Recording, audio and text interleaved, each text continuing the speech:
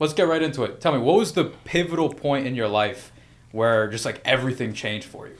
There was a moment in time I remember clearly where I've had a couple times in life where I actually felt like depressed, you know? I'm not a person who believes in depression, that you can be attacked by it and then all of a sudden you just have it. But I believe you can like feel depressed because something is wrong in your life. And I felt this way when I was younger. You know, there's a couple times when I was 11, 12 years old where, you know, I felt depressed. But there was this really pivotal moment when I was about, I think I was 19 years old. And I was flipping burgers. I had this job flipping burgers for $15.50 an hour. And, you know, this is long after I started to like improve myself, right? I started to get in the gym, started to put on some weight. I started out at 120 pounds, you know, senior year of high school. I was 17 years old. Damn. And so like I was on my self-improvement journey, right? And I actually even had a little bit of a social media following online. So like I thought things were going well for me in life. But I was flipping burgers for $15.50 an hour when I was dating this girl.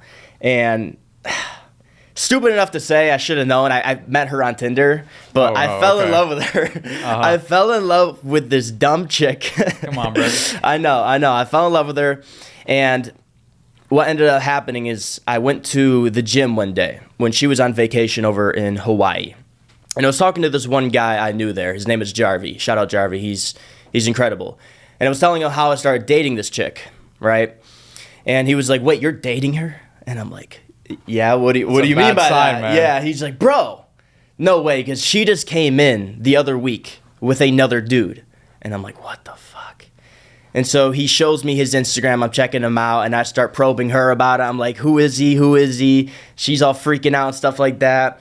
And we kind of break up there for the moment. But, you know, me ignorant enough, me also lonely enough, me just being a burger boy, take her back after going through this, right? And then she does that again. She continues talking to him. And I had to cut it off one day. It was like 3 a.m. We stayed up till 3 a.m. on the phone. And we cut it off that night. And I remember, like, this is the first time in my life I felt like real heartbreak. You ever felt real heartbreak before? I did once in my life. Yeah, where it just like it hits your heart and you get all hot and you get all red. And you're like, holy shit. It just something hits you, something strikes you.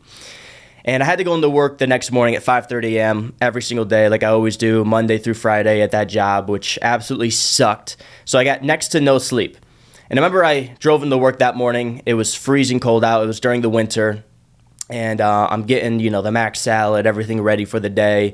And I'm just like, dude, I'm holding back tears all day.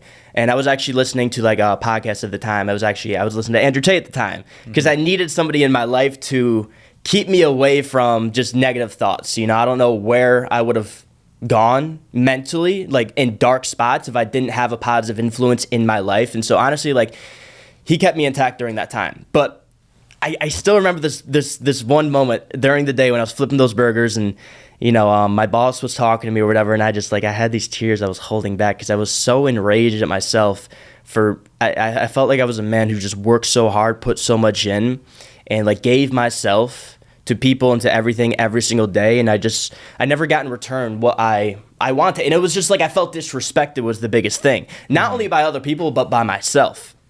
And I didn't know what I was going to do, but there was an emotional shift that happened. There was like a spiritual shift that happened in that moment where I was like, I got to make a change. I got to figure something out.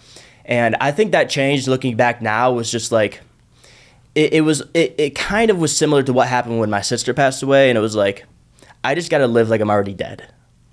Mm-hmm. You know, it's like, you just got to go after what you want in life. Fearless. Yeah, fearless, without fear. Because what scares us most of the time is like, what are people going to think? What if I fail? But like, if you live like you're already dead, then what does it matter? It doesn't matter anything, right? And so my emotions shifted there, and that's when I said, all right, you know, I'm putting in my 2 weeks, I'm leaving. I actually told my boss that I was like moving out to Houston. I was just too scared to even tell her I was quitting the job. So that gives you a little pinpoint on how insecure I was at the time and just couldn't tell people and tell life what I wanted from it, right? But I ended up leaving that job, and I found myself just like kind of stuck and lost again with no direction in life. And I had a little bit of a following going on over on TikTok. And, you know, what ended up happening is I was like, well, fuck, this shit's not making me any money. TikTok's not making me any money. I don't like these jobs. Can't figure anything out in life. I'm about to be 20 years old. I was waking up with anxiety every single morning, thinking to myself, well, fuck, if I don't figure something out, I'm going to be working for $15.50 an hour for the rest of my life. Like, what am I going to do? And I took a look in the mirror. I took a look at my physique, and I was like, you're not in the best shape you could be. You could be in better shape. You kind of eat like shit. I remember I was eating these cookies and these subs at work that I knew were bullshit. And I not only did I know it was like affecting my physique, but it was affecting my mind. Whenever you eat junk food, you know how that shit makes you feel? It just slows you down. You can't think properly.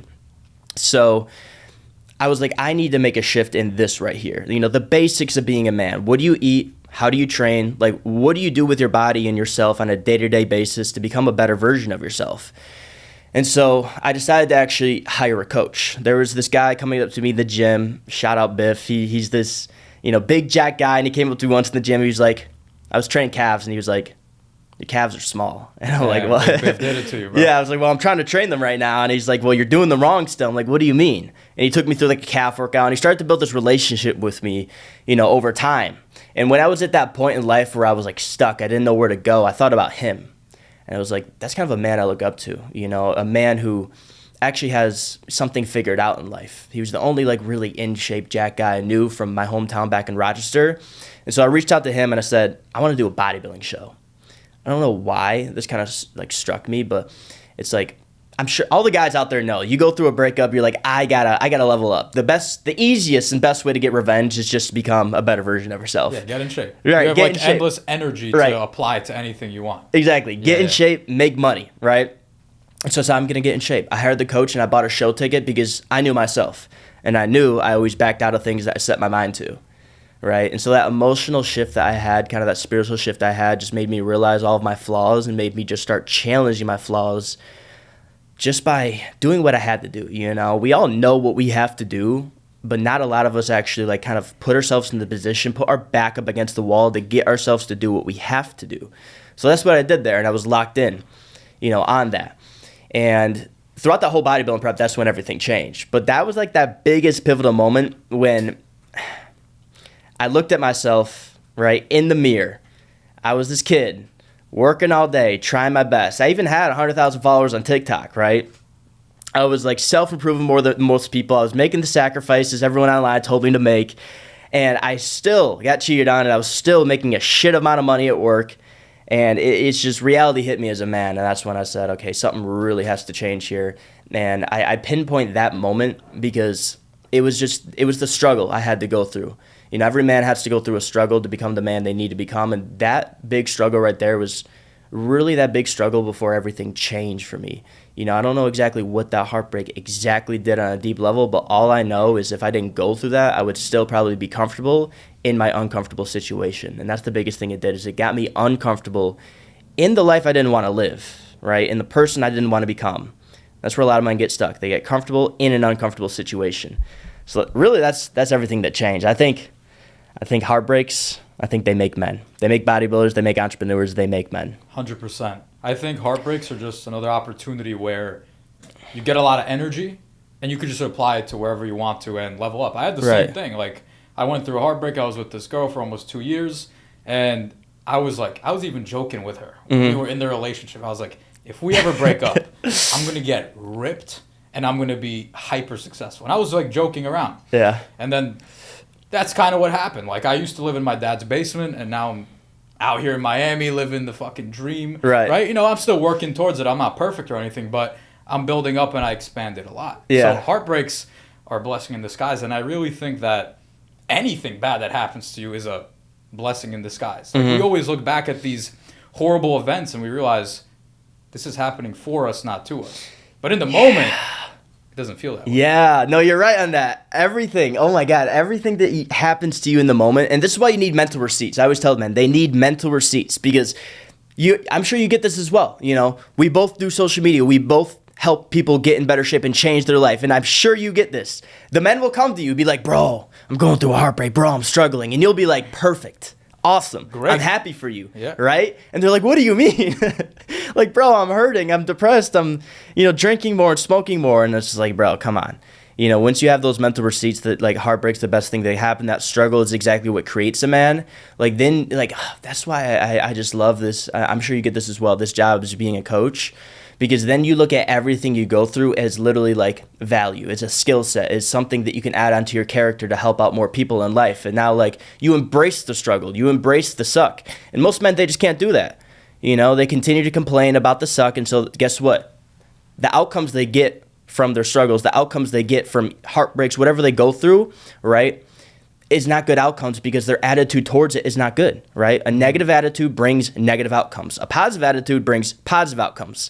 So you always knew that, right? Before the heartbreak, you was like, this is what's going to happen. And ready, bro. Look what happened. I was ready. It's right? all about the mental models, bro. It's all about the mental models. Like, right. You could have the exact same situation. 2 dudes, heartbreak. 1 dude comes out of it, smoking weed, depressed, sitting on the couch, eating chips all day. Mm-hmm. Other dude comes out a success story. Right. Why? It's all about the attitude, mental model. So it's like, I always look at the situations as, okay, this is happening. How do I need to think that's going to give me the biggest competitive advantage? Mm-hmm. I don't care if I'm right, wrong, it doesn't matter. Mm-hmm. How do I need to think to win? Yeah. And I think that's the key to success, is always shifting your mindset and your attitude to be the best competitive, to be the most competitive possible. Right, right. Do you almost see yourself as like a character, or do you see yourself as the viewer of your character? Do you get that? Because we're coaches, I think we have that unique lens that we see life through. So, like, before I was a coach, like, not really. Right. But as a coach, I'm always thinking, like, when I've had periods, few weeks, few months, where I'm just coasting. Nothing bad's happening. Nothing cool's happening. I'm just thinking, like, if I'm watching myself on my Instagram, on my YouTube, like, I'm a viewer of my brand. This shit's kind of boring. It's always the cool shit where I'm like, oh, fuck, should I move to Miami? I've lived in Brooklyn my whole life. Like, can I afford this? Is my business going to be able to handle this? Can I work hard enough to make this happen? And then I make this massive move, drive 22 hours to Miami, and, like, there's this whole cool story. Mm-hmm. Then my brand's interesting. People pay attention. Mm-hmm. And now I'm always thinking, like, what's the next cool thing I can do? Or what's the next struggle I could take on to just make my life better? And it's, like, better for the viewer to see it as well. But it's good for you. Yeah. Like, I just started boxing recently. Right. Like, I always knew men should be physically capable. You should walk outside, know how to handle yourself if you need to. You know, crack a fucker in the head. You know? But I wasn't doing it. Yeah. I was like, I should do this shit. It's going to be hard. Most men are scared to do it. Let me document it and do this thing. Mm-hmm. You know? It's a very interesting point how a lot of people who are just successful in general, you'll see how they play their life like a video game almost. You know, they are like above themselves and just like playing themselves like a character, where a lot of people who don't get what they want in life, they're just them. What does that mean? They're so attached to them. Mm-hmm. So what does that also mean? They're so attached to the emotions, to the things that happen in their life. And so they just they react to it. They no longer respond to it. And that keeps you, I always say, like a boat in the ocean with no rudder, with no steering. You're just going to end up wherever life sends you because you're so attached to yourself. But once you can detach yourself from yourself and realize that you are the observer of yourself and of your life, and also the thinker at the end of the day, right? You can kind of play things out, scenarios in your head, and ask yourself, how will this change? You know, not only myself, but maybe the way other people view me, maybe the trajectory of my life. Like actually being intelligent and using your brain. Mm-hmm. That's really how you get what you want out of life. When you start playing it like a video game.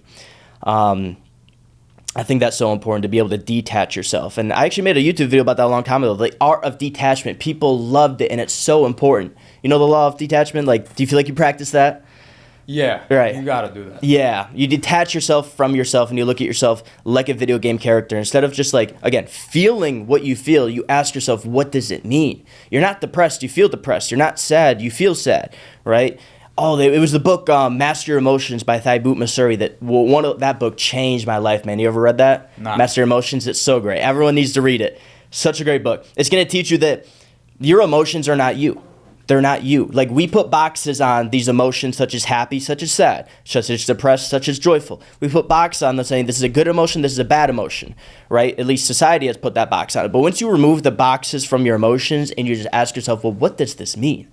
Right? Now you're able to start actually, responding to how you feel instead of reacting to it. Exactly. Life is going to be up and down as a man. If you cannot just feel what you feel and not get swayed by it and not be in control by your emotions, then you are truly in control of your life. Right? It's like when I bought my C8, when I went and bought that C8, the guy there, I have it on video, he asked me, you don't seem that excited. You don't seem that happy. What's up? And I'm like, well, I'm just going to buy it, go home, and get back to work tomorrow. Like, Cool. And it's also like, I feel like I've already put in the work to earn it. It wasn't super exciting. It's like, sometimes people's, if the average person lived a day like us, they woke up in Miami, maybe they drove a cool car, made a lot of money, lived their dream life. They didn't have to go to a 9 to 5, bro. They would be ecstatic. They wouldn't even know how to act. Oh my God, they would go so loose.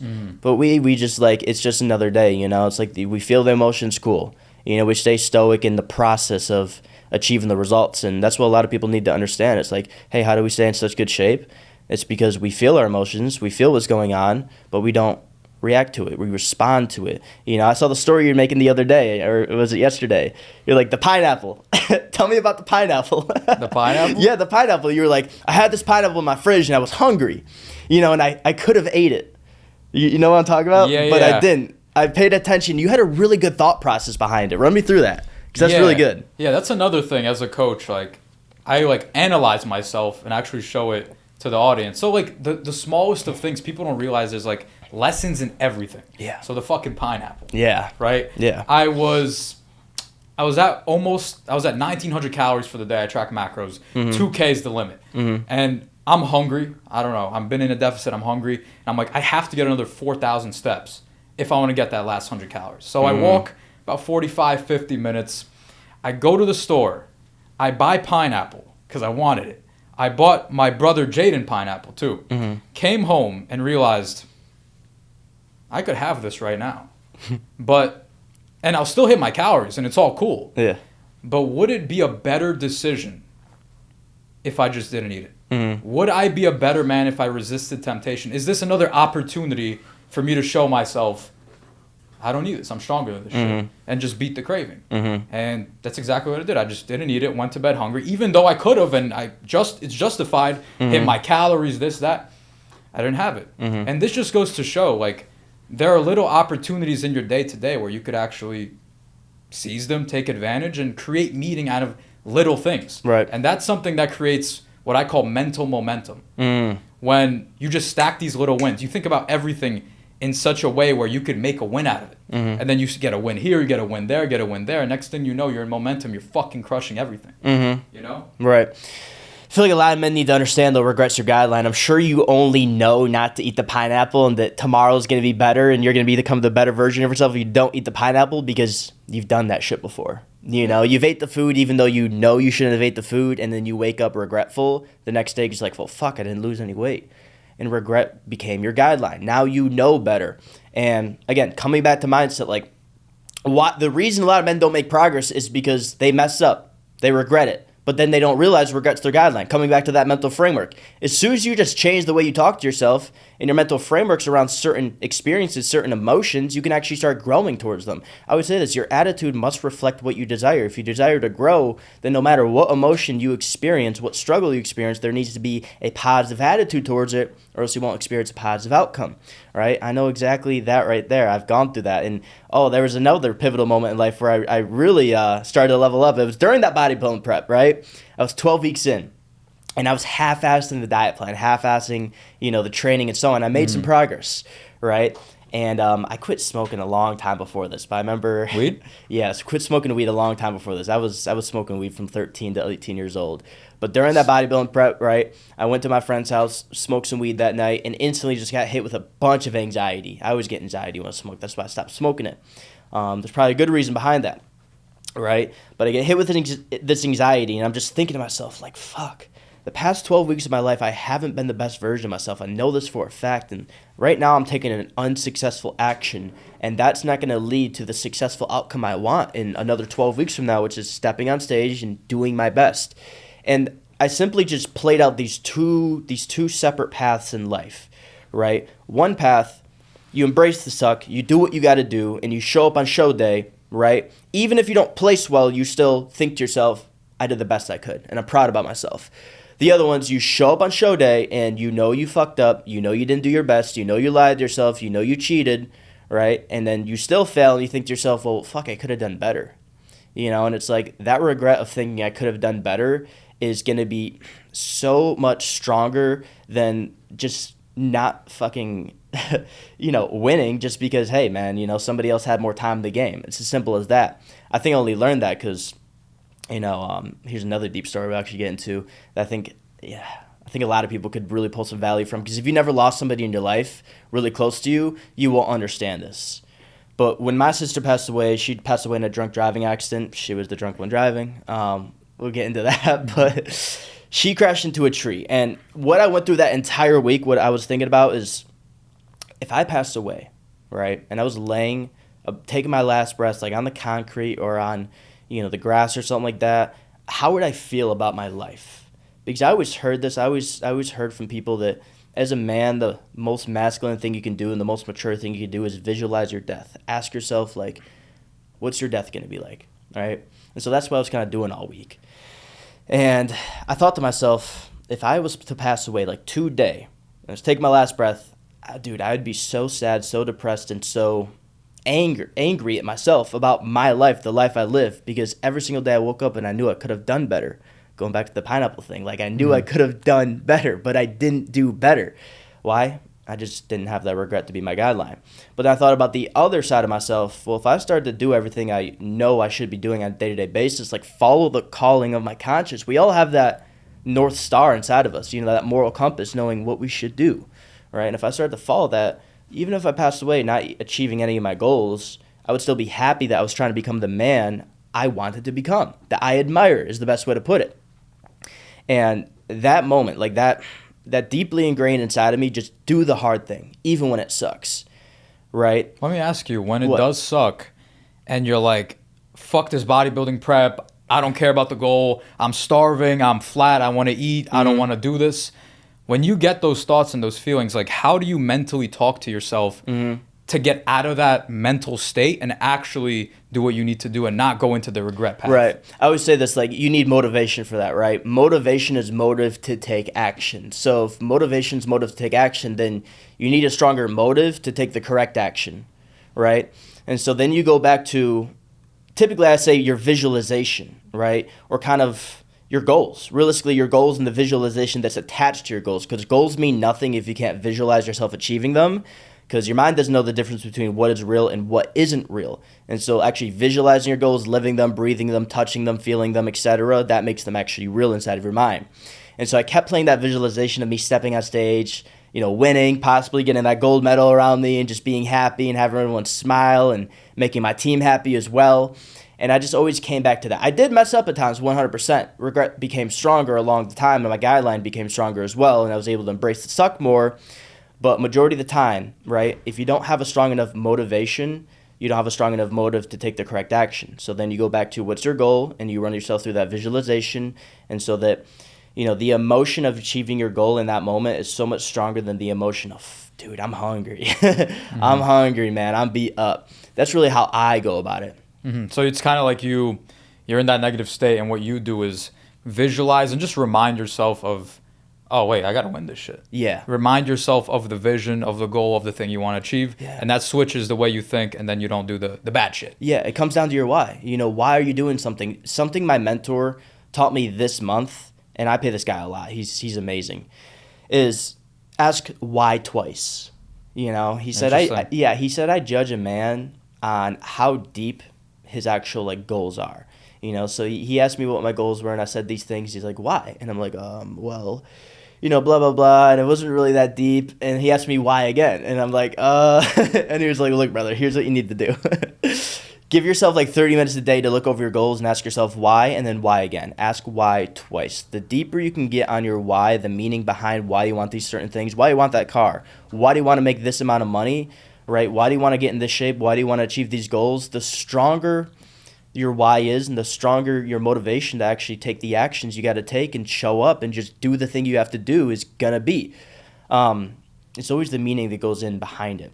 100%. A lot of people don't achieve their goals just because they have these goals because somebody else implanted them inside of their mind, right? They just doom scroll. They're like, oh, I want the money, oh, I want the car, but they don't know why. People are sheep, man. So they never fucking achieve it. They want these goals because they're watching other people, right? I never got that car until it was like, why do I want this? Oh, I want it for this reason, for myself. It became my own goals, my own understanding, my own meaning. So important. Yeah. People aren't intentional. No. People aren't intentional. No, not at all. They scroll, they see someone else, and it's like, oh, monkey brain, social proof, he has it, I want it. Yeah. But they don't sit there and reflect and actually realize, like, oh, what do I actually want? Yeah. What do I actually want out of this life? Can I ask you, from when you were flipping burgers to where you are now, right? Obviously, you wanted to get to the position you're currently in. What was your why? Well, I grew up actually quite broke. There was a moment in time where we got a little bit of a, what was it called, like an insurance policy. My dad passed away. I'll talk about that. But growing up, man, yeah, we were pretty broke. My dad made like 50 grand a year, which I don't know if it was all right or not, but he also had a lot of debt, really bad spending habits. My mom as well. I always just felt like insanely broke growing up. We had box tops. All right, the cans would come to their house with the little labels scratched off. At a Christmas paid for once, and to me that was so strange. I was like 8, 9 years old. I was like, who is this random person bringing Christmas presents to my house? This is strange. I don't get it. And just seeing them struggle with money and stuff like that. I would ask for certain things sometimes at the store. My dad would just kind of make an excuse not to buy it, and I knew he just didn't have the money. And they would always fight over money. That was the biggest thing, actually. My parents would always fight over money. And so I saw money destroy relationships. And I think my why for always wanting to get a shit ton of money was simply just, if you don't have money as a man, you're going to have a whole bunch of problems. A lot of your problems go away when you have money, a majority of them. Not all of them, right? People say, hey, money can't buy happiness. It can buy a good amount of happiness. It can buy a good amount of peace. There's still a lot of other work that needs to be done, but it's going to remove a lot of your problems in life. And so getting money was a must. It wasn't a want. It was like, I need it. I need it deep down. So, and I remember these points in time where I'd wake up with a lot of anxiety when I was working minimum wage jobs, and I had no other escape plan besides social media. I wasn't going to go to college. I wasn't going to work my way up in a job. My parents didn't even give a shit about what I did. They're like, cool, you graduated high school, good. Like, we didn't even graduate, good on you. So low standards. But I'd wake up with that anxiety. I thought to myself, I'd run myself again through visualizations, because very intentional, once again, you brought it up. And I would just see myself, okay, if in 5 years from now I don't make a shift and I'm still working $15.50 an hour, what can I do? What can I actually provide for? I'm not going to be able to pay the date bill. I'm going to have to split it 50-50, which is embarrassing. Very, yep. Yeah, I'm not going to be able to have my own house. I'm still going to live at home. Right? I'm not going to be able to buy a cool car. And these are all things I always wanted. These are always things I admire. And society tries to tell you, like, hey, man, you shouldn't want cool things because it's not humble of you. Fuck off, dude. The cool things are sick. You need cool materialistic things to go for so that you actually have, like, real-life goals to work for, in my personal opinion. But that was really my why, behind wanting to get some bread, make some money. It was just a need from my childhood and a need for my personal self. Yeah. Yeah, so it's kind of like you're deprived of it, and this is something you should go for. The Yeah. splitting the bill on the date thing, that's a good motivator. That's a good motivator. Dude. I was in that position too, bro. Were you? I was like the guy who was like, I think we should stay home today. I couldn't afford it. And that was I guess one of the reasons I wanted to make money too. Like, I wanted to be the man who could pay for this shit, who has freedom, who is in the top 1% of men. Like, dude, I honestly just want to have all the things every other man wants but doesn't have. I want to bring up one Status. thing. Yeah, I want to bring up one thing. I mentioned that I got like an insurance policy when my grandpa passed away, and I think this affected wanting to get money a lot. When my grandpa passed away, we got like $100,000. What did we do? I was 16 years old. My mom never had money before in her life. $100,000 hits her bank account. Boom. Bro, it's during COVID. We go out, we buy a Scat Pack, we buy a Jeep, we buy like all this different shit. And I'm 16 years old driving a $30,000 Scat Pack. Insane. I don't know. And so I got to experience young what having money was like. And then we ended up actually like pretty much losing all that money over the years, just making dumb decisions. It was so stupid. But I got a little taste when I was young what money was like, and like paying for the bills as well. Once you see it, you can't go back. Yeah, exactly. Can't go back. And so it started to go away, and I'm like, oh, fuck. Especially as I'm getting older, as it started to go away, 17, 18, we went through all quick. I'm like, well, fuck. What am I going to do? I'm going to have to provide, make it all happen. Can't rely on this, this money that we got from when my grandpa passed away. And it's that need's always been there. But having that taste of what it was like, it drove you so hard, especially because a lot of people made fun of me. They were like, just because I had these cool things, and they're like, you didn't work for it at all. And so that pain right there, that drove me. that drove me hard. Pain will always drive you. Insecurities will always drive you. People, you guys who get made fun of, good. Okay, that's what's going to drive you. I'm glad you're getting made fun of. Yeah. All day. And the 50-50 thing, too. I went on this date with this Russian last night, and we were just making fun of how most Americans just, they split it 50-50. You ever see those TikToks online of they go around the country? Yeah, exactly. The Americans like, well, I think whoever has more money should pay for the bill. And then everybody outside of America is like, well, I'm the man. I'll pay for it. Oh, I was thinking about the ones where it's like, are we smashing? And then it's like, if yes, okay, I'm paying. No. But okay, that too, though. Yeah. It's so... Men are just so weak around here. They really are. Where do you think that comes from? I need another man's mindset about it. Like, where do you think the weak men comes from? The weakness of masculinity. Especially you as a coach. Like, I've seen weak men in my coaching program online. Where do you see it come from? You understand what I'm saying? Men with titties, men that are fat. Yeah, big old tits. One looking left, one looking right, flop them around. Yeah, it's embarrassing, man. I mean, I really think I know. It's the fact that society just got soft. Society got comfortable, meaning back in the day, conditions were harder. It's harder to live. There wasn't iPhones. You can't do DoorDash. Things were harder. Mm-hmm. So people had to be more adaptable and be stronger in general to survive. But now, you could order DoorDash from your phone. You could smoke weed to numb your reality, drink alcohol whenever you want, scroll social media for fucking hours every night, and just like forget about your life. So everybody's spoiled. Everybody's soft. They're given into the comforts. And that's why I think all men need to reject being comfortable as much as possible. Because if you don't, you're just going to be living the current reality you're in, which kept you soft, which is why you got big old tits. Yeah. That's the thing. It's like you need to chase the uncomfortable thing. As a man, you should be going for the struggles. Yeah. You should look at that boxing match and think, holy shit, I'm scared.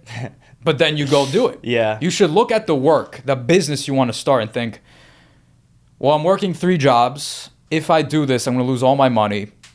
And if I don't make it work, like, I'm fucked. And then you still do it. Because that's the only thing. You have to put yourself through struggle continuously. And if you don't, you're going to stay soft. And this society is just designed to make men soft. So that's what I think it is. You guys don't realize that if you're working, like, a regular job that you hate and et cetera, like, you're pretty much just a slave, honestly. The rat race. It is. What we were talking about, too, last night on the day is that you can literally make money doing whatever it is you want. She was like, I know this person who is making a shit ton of money being a professional dog groomer. And I'm like, what? I'm like, dude, it just blew my mind. It's like, you really can make money doing what it is you love, yet people think it's so hard and it's so complicated. And the only way to make money is 9 to 5. Like, bro, that's like probably the worst way to make money. Seriously is. It just keeps you a slave. You pay all your taxes. You go to your job that sucks the energy out of you and keeps you, numb. You literally spend your entire life giving up your life energy just to make society, these people in power, money. It doesn't make sense. You should be giving your life to your own self. Be selfish, honestly. Be selfish, because the more selfish you are, the better you are for society, in my opinion, right? You can't get in the shape you're in if you aren't selfish, Yeah. Right? How out of shape did you used to be? Were you out of shape? Were you fat? Were you skinny? Fat as fuck, bro. How's it do with tits? That's why when I'm like, people look at my social media, they watch my stories, like, you're so aggressive. Like, I'm like, bro, you have fucking tits. What's the matter with you? Like, you're pathetic. But that's because that's what I was saying to myself when I was fucking fat. I was telling, bro, you're pathetic. You can't control yourself. You have to eat every 5 minutes. What are you, a dog? You need a treat? Like, every 10 minutes, I need a snack. It's the same shit. Like, I was thinking to myself, how could a man need snacks every 5 minutes? He can't control himself. Are you actually a male with fucking balls? So that's why I say the exact thing I was thinking to my Instagram stories, and people think that's extreme and it's like harsh, but it's like, no, that's the truth. Strength is the ability to go without. Wouldn't you agree? Yeah. Right? Strength is the ability to go without. That's what bodybuilding taught me, though. If you can show yourself you can go without eating that food even when you're hungry, getting out of bed even when you're tired and you're cold and your body fat's low, right? All these different things, that builds strength inside of you. And so it's like, men want strength and they don't understand it's on the other side of doing the exact thing they don't want to do. going without whatever it may be, their vices, their addictions, anything holding them back. And to upgrade the body, you got to upgrade the mind, you know?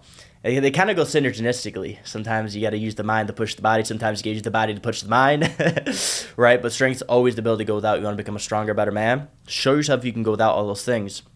And that was one big thing that helped me out in life is like, dude, I've always been a lustful person. I don't know about you, but I've always been a lustful person, man. Somebody always relationship hopping 13 to 18 years old, and I cut dating out for an entire year. Didn't talk to a woman, deleted Snapchat, didn't go out on dates, and it just showed myself that I can go without them. If any men, oh my God, I don't know if you dealt with this, if any men, you guys struggle with like being almost a quote-unquote simp, right? Or just like you're too obsessed with women, or when you get with one, you invest too much into her, and etc. You got to show yourself you can go without them. Whatever it may be. You know, if you find yourself every 3 months needing one, then go 6 months without one. If you find yourself every 6 months finding yourself in another relationship with a woman that you don't even see marrying, then go a whole year without dating and show yourself you can go without them and you'll be perfectly fine. So that once you get in another relationship, you can actually hold that masculine frame where you don't need her, right? You're the one leading. You're not the one following. You can only learn to lead when you can show yourself you can go without that until she's falling into your frame. But it was so important for me. I was a little side tangent on it, but it's a big problem with men nowadays. They chase the woman. They allow the woman to lead. When if you can show yourself you can go without them, you don't need them. It's so powerful. It's so powerful, man. You know, you ever gone through something like that where you were just the simp for a woman? Honestly, not really. No. But I can understand the concept. Yeah. I was never like that, but yeah, it's kind of like you were saying. Men are needy. Yeah. Men are needy, and what you described is basically detaching. Mm-hmm. Once you could admit in your mind, I don't need this, I'll be fine without it, your entire attitude towards it changes. Mm-hmm. Like, you don't need to be chasing or simping or this or that. If I'm ever with a girl, I always think in the back of my mind, I'm like, if I never see you again, I'm fine with it. Mm-hmm. And then my entire demeanor changes. Mm-hmm. But that goes with everything. With money, it's like you're on a sales call. I go into every sales call thinking, I don't need your money, you need me. Yeah. If you don't buy this program, I'm happy. Mm-hmm. I'm still going to hit my macros. I'm still going to have a great life. I still live where I live. I'm still me. Mm-hmm. So it's good. Yeah. It's the best way to get anything out of life is not needing it. You know, bringing up the sales calls. I've literally sat on calls with men before that I'm like, hey, bro, you know, the price tag's $3,000 for a 6-month transformation program. They're like, oh, and they're thinking about the money they're going to send me. And like, $3,000 is going to change your life. I remember this one time I was like, bro, $3,000 hit my bank account's not going to do anything. It's going to change your life. And it just shocked the fuck out of him. It shocked the fuck out of him.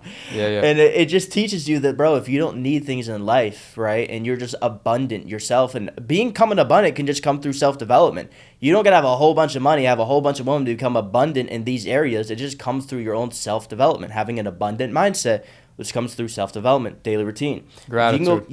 Gratitude. Very important. It's the reason I got that tattoo. I got a gratitude tattoo right here because it's shit. Yeah, dude, it's the most important thing for life. Grounding yourself and realizing, hey, I have enough. Every single morning you wake up, you have enough. Even if you're going broke, I have enough. I got life. I'm fine. I'm abundant.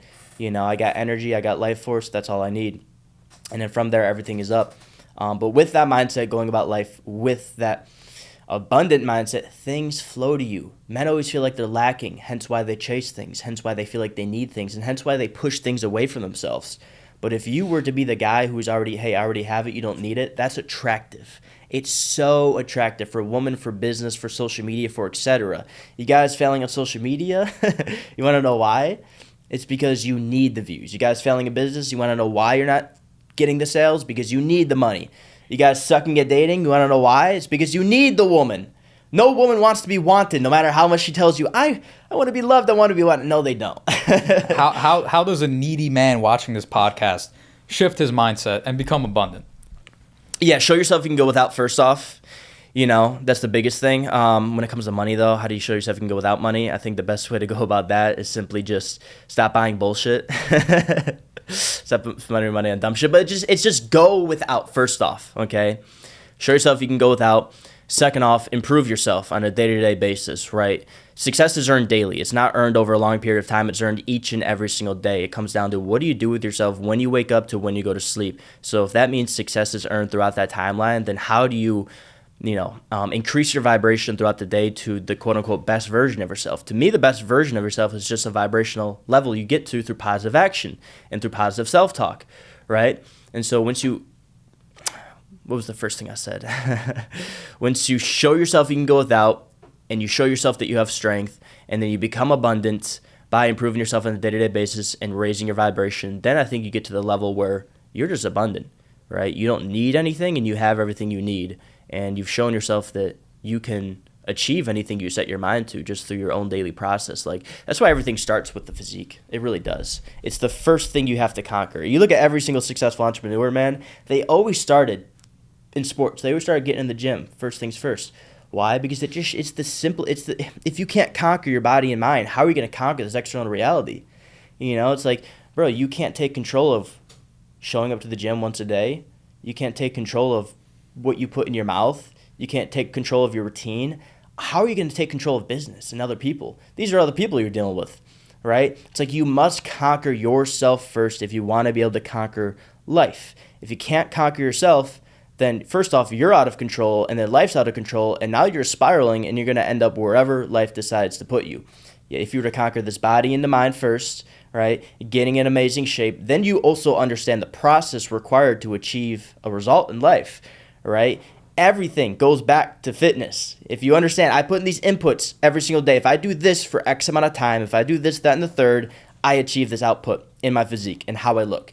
You apply that to business. You apply it to social media. If I put X amount of time into business, if I take these actions on a day-to-day basis, and I have these standards for myself, I will achieve an outcome of which I want. Yeah, fitness for me was exactly that. It was like the first stack of evidence I created for myself that I could actually achieve anything. Yeah. Because it's like before I was nothing but fat, tits, overeating, never really kept my word. But then I was like, dude, I'm going to get ripped. I'm going to get in shape. Right. I started hitting the gym, which I was telling myself I need to hit the gym, never was. But then I started doing that. Same thing with the diet. Same thing with all the habits. And over enough time, a year, 2 years, I got in great shape. And that was like the first thing that gave me true confidence that I could actually change my life. I'm in control of my reality. So if I could do it here, I could do it in my business. And that's exactly why I started my business. I felt like I could actually do this thing. Yeah. And it's like it's all connected. The discipline from getting in shape, you use that with working. I remember when I first started my business, it was hard for me to sit down for like 3 hours to work. It was like hard for me to sit there and focus. I wanted to like move, run away. And then I was in the gym all the time. My nutrition was on point. So I was thinking like, when I don't want to go to the gym, I still do it.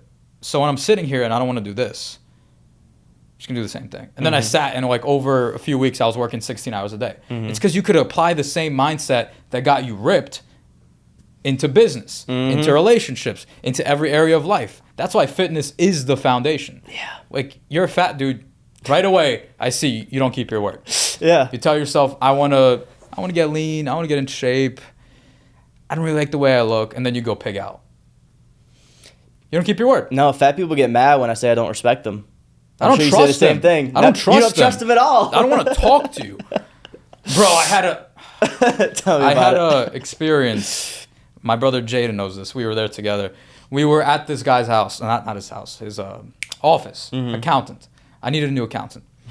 We walk in, and he's just fucking fat. I'm talking about the fat is like here. Like, it's touching this chair, right? Yeah. And I'm just looking at him. Like, he's saying some smart things. Like, he knows accounting better than I know. Obviously, he's the professional. But I'm just looking at him like, you need a snack all the time. Like, I can't trust this. Like, when I need something from you, can I really count on you to do it? Like, you don't even count on yourself. It's just this energy. I don't care. There are exceptions. Sure, there are some fat dudes who can still get it done, this and that. But that's what, 2-3%? I look at generalities. Like, if you're fat, I can't really trust that. Like, I want to work with someone who's fit. Right away, the vibe was off. I was like, nah, I don't want to do that. And I got a new account. I live by what I say. I was like, nope, got a new account. Yeah. No, 100% right. No fat person looks in the mirror and goes, I love this shit. You don't wake up thinking, yeah, this is the shit. You know? And that's what society will do. And now they have this whole pride thing. Oh, you know, you're fat. It's okay. No, it's not. That's the worst thing society's ever done, is saying that being out of shape, what else do they say? Being out of shape, being weird. They just promote degeneracy. Everything, Straight up. everything that's like low standards, it's cool. And that's why a lot of these guys are comfortable. Yeah. That's why there's guys who are like sitting in their dad's basement, they're broke, they're like sloppy, not in shape, and they think it's okay. Because society doesn't shame them. I think they should be shamed. I think they should watch my stories and your stories, and we call them a pussy. And they need to realize like they are being a pussy by sitting there being comfortable and listening to society. Because it's like if they genuinely look in the mirror and think, you don't like your life, you distract yourself most of the time, you just hide from reality. It's like, is that the life you want to live? All the way up until your death? Yeah, I don't think so. nothing changes until something changes too. You know, this is a cycle that I got caught up with, and a lot of people back in my hometown get caught up with. It's this idea that one day you're going to achieve that vision for yourself, yet you do nothing in the moment to actually change. Right? And I fell into that for a while. Ever since I was young, I was saying, I'm going to be an entrepreneur. I'm going to get rich one day. I'm going to do all these things one day. Then I found myself at 18 years old, no different. And I was like, well, it's because I actually haven't changed anything. I haven't tried anything. I haven't even started. It was just mental masturbation to this idea of who I wanted to become with absolutely no action to follow that. But as soon as I started to take action, first off, there was a lot of harsh truth I had to face, which is becoming successful is hard as fuck. But the struggle, the failure is exactly what makes you the successful person, right? But you know, over a long enough period of time, you take enough successful actions and enough failure actions, which lead to more successful actions, you actually become that person you want to become. Like, it all requires action at the end of the day.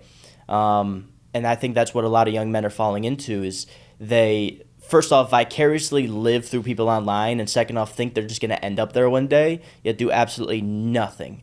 And I even actually signed on this client, it was like 2 months ago, where he said, I've been watching you for 3 years. I've been watching this guy, Alex Sedlak, for 3 years. I've been watching all these creators online for 3 years. And I've seen all you guys level up, and I found myself in the same exact spot. And I've been living vicariously through you guys. And I just need help right now. And there's no convincing. He was like, I don't care what it is. Just sign me up. Let me get on there. He was like, I just know I need to make a change finally instead of watching people all day. And I'm like, oh my God, thank God. Because that's what I used to do as well. It's a trap. Yeah. It's a trap. Yeah. You think you're being productive by watching all these guys. It's like a mental masturbation. Yeah. Yeah, I mean, I've got caught up in that too. Uh-huh. You know, seeing other guys level up and you're like, yeah, I want that. That happened to me in boxing, actually. Like, my whole life I wanted to be a boxer. Not a boxer, but capable physically, whatever. And I would, like, watch all these guys. I'm like, that's sick. You know, you're knocking people out. You're dangerous. That's awesome. And then one day, not too long ago, a few weeks ago, 2 months ago, I looked at myself, I was like, you haven't sparred in like 2 years, bro. What's going on? And then, like, as soon as I had that realization, I'm like, oh, I've been bullshitting. Convincing myself I don't have the time, this and that. So right away, boxing gym, got a one-on-one coach, sparring, feel amazing. Good. Actually taking action. But a lot of people get stuck in that phase where they're just like admiring the thing and they want the thing and they think they're at the thing, but they're not doing anything towards it. Exactly what you were saying. Even in business, I got stuck in that. You know, I tell the story. I was stuck between $3,000 to $5,000 a month in my coaching business for 17 months. Damn. 17 months. 17 months. And I kept telling myself, I'm going to hit 10K I'm going to hit 10K 1 month, you know, and I kept thinking about this and visualizing it, etc. But then I changed nothing. Changed nothing at all. I just thought, oh, one day I'll magically end up there, even after 17 months of being consistent with 3,000 to 5,000. Magically, I'll just get the 10 one day. Lightning will strike. Yeah, it wasn't until I actually changed something in my reality, actually took a different action outside of the, you know, consistent actions I've been taking that changed my outcomes in life. You know, I was like, what I'm doing isn't working out. So I hired a mentor. You know, he changed my actions, gave me different knowledge to operate off of, and guess what? I achieved different outcomes in life. Comes down to that. Comes down to not who you know, but what you know. What you know is always more important, because if you knew better, you would do better. If you would do better, you get better outcomes in life. Yeah, you know what the thing is, what you mentioned actually is very interesting. You were doing the same thing for 17 months. Yeah. Nothing changed. But what you did was something, have you read You Squared the book? No. Very interesting. It's actually called A Quantum Leap, which is my podcast name, unironically. But yeah, you did a quantum leap, which is basically taking actions that are extremely new. Like, you need to seek out rigorously, what's the word? How do you rigorously say it? Rigorously new behaviors. You have to do extremely new things that you have never done before. You're going to have problems you've never solved, and you just have to go through the fire. And when you do that, that's when everything changes. 10x. You 10x your life. Yeah. But if you do the same shit, you're going to stay the same. Yeah. So people think they're like doing the right thing by like, visualizing, watching new content, but your actions need to be just so new and foreign to you that it just forces your reality to morph and become something different. Otherwise, if you don't do new things, if you don't face new problems, you're not going to level up. One of the biggest things, like back when I didn't have employees, that was the big thing. I had to like go find employees. I had to interview people, hire them, get them on the team, train them, like fix their fucking mistakes, this and that. And to me, that was extremely foreign. I was like, there's going to be like a million problems I've never solved. But this is the next step. And as soon as I did that, half my business became automatic. I gained back 6 hours of my time per day. And it's like, you need to just keep reinventing yourself, keep doing these new behaviors, and the life just gets better and better. That was a big thing I had to change as well, actually hiring people out to help me out, and that really helped me scale as well. But I want to mention, I think it's really important to live your life in seasons of learning and then actually doing. A lot of men get stuck in that season of learn. I have to be a perfectionist. And by the way, perfectionist will never be close to perfectionist. Procrastination in disguise. Yeah, that's a great way to put it. That's perfect. Perfectionist, procrastination. But they think they have to become perfectionists before they take action. But it's like, bro, you know enough. You know enough to go make 10K. You know enough to get in shape. You know enough to go change your reality already, especially if you clicked on a podcast like this. Like, I guarantee you, you know enough to go take major action. And then you should take major action until a point of plateauing. And then you should go, okay, I need to learn more. Go learn more. Boom. Take action with that knowledge. Get to wherever you can go. Get stuck. Learn more. Boom, boom, boom, boom, pow. It's like, what's the best way to put it? It's that, waxing and waning of life pretty much. Life will always wax and wane. Emotions, income, your physique, everything will go back and forth in life. And once you understand that and you can simply respond to it instead of reacting to it, now you can really get in control of life. And about the employees thing, 100%, dude. Got to learn to hire them. That was a big thing as well, as I got stuck for so long. And I was like, I lost my little life to business, and I had no time in my day. And I was like, And as I started to hire people out, I started to gain my time back. And it was something new. It was uncomfortable, but it was like me being outside of myself. I was like, I know I need to do this. Even though they cost a lot of money, no, I need to do this.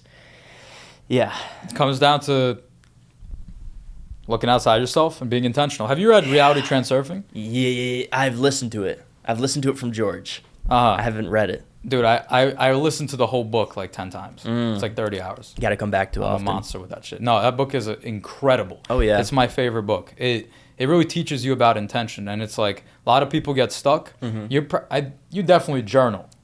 Oh, yeah. I've been doing it for 4 years. That helps you get outside of yourself. Really observe your own thoughts. Talk about that. Like, in terms of journaling, how has that affected and impacted you? Yeah, biggest thing I'd say is you being able to reflect back on journaling. Journaling can help you out in the day, maybe get you 1% better in my opinion.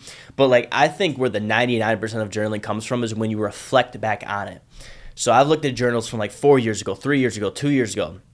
And something that really hit me from journaling is being able to look at the problems I was facing in the moments that I felt stuck on that were causing me to get sad, maybe even like feeling a little bit depressed, feeling just like anxious in life, and realizing, hey, first off, I overcame those problems. Second off, they really weren't even big problems at all. Like they were so small, but they felt so big in the moment. And so that taught me the larger the vision you have, the grander scale you are thinking on, the smaller the problems that you are facing become. And that's so important, especially if you want to be the leader of something. Like you have to be the guy who can handle the most stress, deal with the largest problems. So you have to have the longest vision. And that's a great practice to do. I'll even do that in my journaling as well and ask myself why twice on these goals, right? As I'm writing out my goals, I ask myself why and increase my vision each and every single day on this, because the better the vision you have, the longer the vision you have, first off, the more direction you have, the more intention you actually have on where you're going in life each and every single day, the more motivated you're going to be able to take action. But then you're going to deal with these little things throughout the day. You're just going to overcome. You're just going to bang through. They're not going to affect you at all because you're so focused on big things. These small things don't affect you. Guys are so focused on little problems. That's why they can't get anywhere in life. They can't conquer the basics. Oh my God, that pisses me off. Guys who can't conquer the basics of being disciplined, of being consistent, of waking up on time. Like that is basic shit. If you can't conquer that, how are you going to conquer $10,000 a month problems?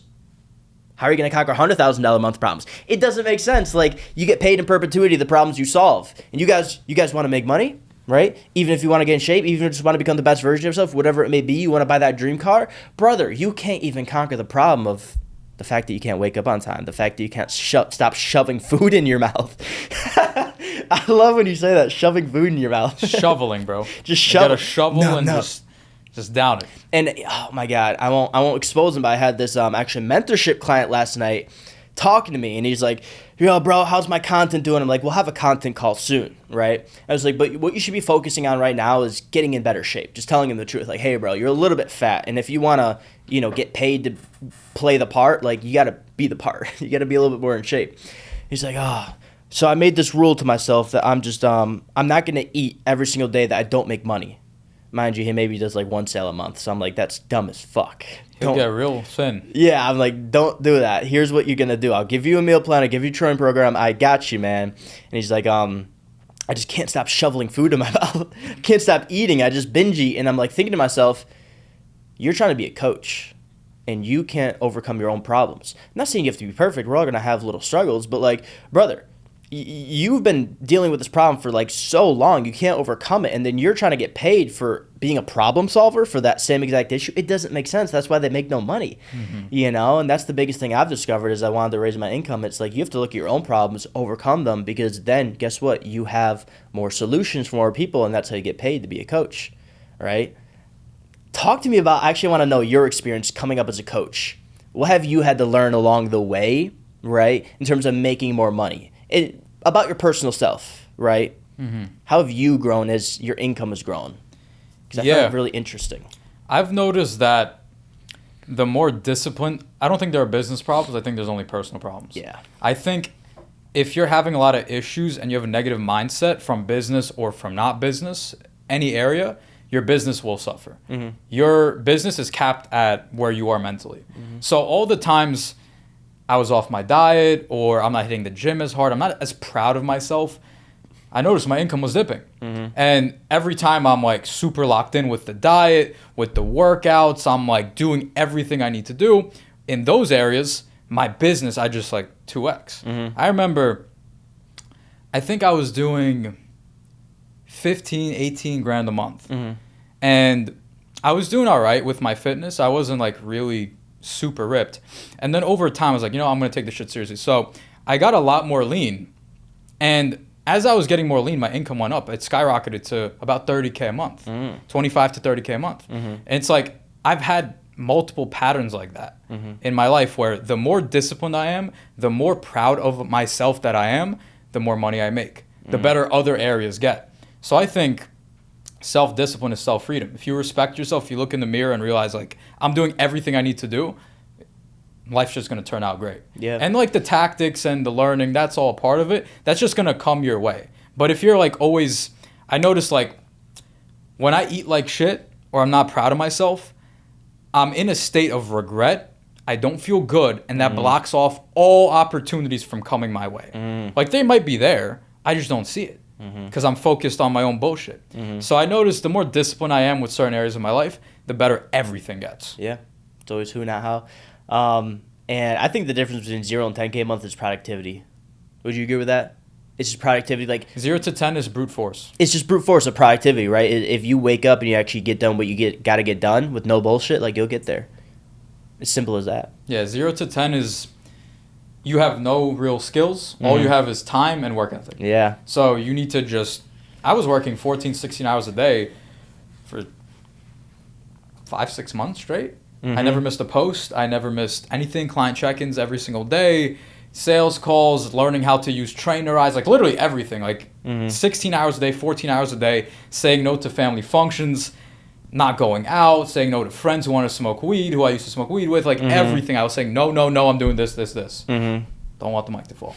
And that's what got me to about 10K a month. Yeah, that's what got me there too, is just I started waking up mad early, like 5 a.m., go to sleep at 9. It was so regimented, so routine.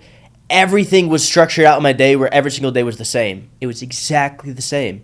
It's just I would just put a little bit more in, a little bit more in, a little bit more in. And that's what broke me through from 3 to 5 to, over 10,000. It literally just came down to me. It was a me problem. It was as simple as that. I was comfortable with 3 to 5. And as soon as you get uncomfortable in the uncomfortable situation you're actually living in, and you take different actions, you take better actions, right? You actually did a different outcome in life, surprisingly enough. It's as simple as that. It doesn't just magically appear, magically happen. It's like, you want different outcomes, you take different actions, right?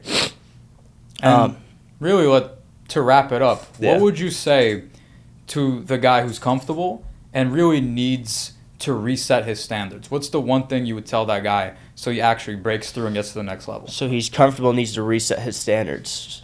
Is he comfortable in an uncomfortable situation? Like, he doesn't like his life, but he's just fine there. He wakes up late, rolls over, hits his vape, looks at his phone, right? Yeah, you could talk to any way you want to answer. Yeah, I'd say look at it this way. There's going to be men who will outcompete you, especially me and Danny. We're going to outcompete you all day. Like, we're going to take the money you want. We're going to take the girls you want. We're going to buy the cars you want. We're going to live the life that you want while you watch us. Same thing you're doing at home. You're watching the girl get fucked online. Like, we're living the life that you want to live, all because you're too lazy to go get it. So just get pissed off at yourself that you're lazy, and the only difference between, us and you and the people you watch online you want to be like is literally just the fact that they actually put in the work, that they actually take the action. There's no better driver than anger at the end of the day. So I'm not going to comfort you in that type of way and be like, oh, do this. No, it's like, get fucking angry, get pissed that the only reason you're a loser is because you're a loser as a man. It's like, men are created, they aren't born. I don't care about your circumstances, it don't matter. We can tell the whole sob story. You come from where you're from, but it's still up to you to create the life that you want to live and become the man that you want to become at the end of the day, man, because men are created. So take a look at how long you've been thinking about doing it, and take a look at where you're actually at, and get disgusted in that fact. Seriously. I want you to vomit when you look in the fucking mirror, you pussy. I think we'll end it on that note, my brother. Yeah. It was awesome having you on. Hey, brother, thank you. We'll do another one soon.